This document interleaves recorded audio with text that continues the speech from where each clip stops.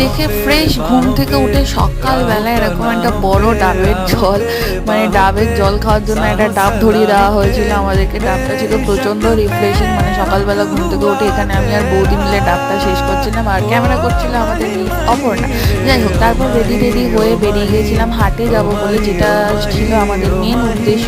দেখো এত ঠান্ডার কুয়াশা পড়েছিল যে গাছ থেকে কুয়াশা। অপর্ণার মামার বাড়িও ছিল গ্রামে, যেহেতু বহুরু ছিল গ্রাম তো হবেই। এখানে আমরা মা রাজাস আর বাচ্চা রাজাস দেখতে দেখতে গ্রামের এই সুন্দর পরিবেশ এনজয় করতে করতে মন আর মাথা সব রিফ্রেশিং করতে করতে যাচ্ছিলাম হাটের দিকে।